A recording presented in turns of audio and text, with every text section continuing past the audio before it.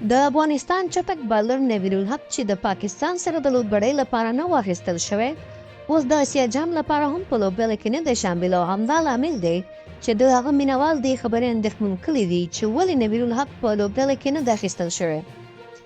په ټولنیزو رسنیو کې بیا ځینو کسانو په دې اړه د اندېښنې هم ښکاره کړې دي چې د یو ورځنۍ لوبې کپتان حشمت الله شهیدي له نوین الحق سره ورانه ده یا یې هم هغه نه خوښېږي او له دې امله نه غواړي چې نوین الحق په لوبډله کې ولوبېږي.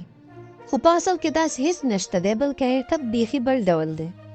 نوین الحق د افغانستان یو له هغو بالرانو څخه دی چې د لوبې په وروستیو کې ښه اورونه ترسره کولی شي، خو په لوبډله کې د هغه نشتون له حشمت الله شهیدي سره ورانه نه ده، بلکې د هغه جوړېدل دي، نو ځکه له لوبډلې څخه بهر دی.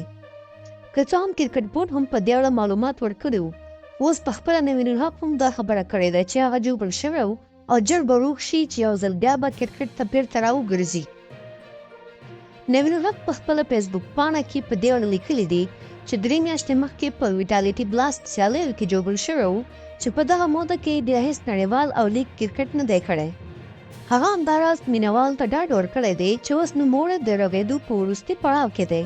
انشاءالله ډېر ژر به پوره روغ شي او بیرته به کرکټ ته راوګرځي.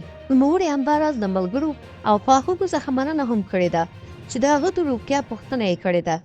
د ویډیو له کتلو څخه مننه. دا ویډیو لایک او شیر کړئ او د نورو داسې ویډیوګانو لپاره درسره زموږ د یوټیوب چینل سبسکرایب او د فیسبوک پاڼه لایک کړئ.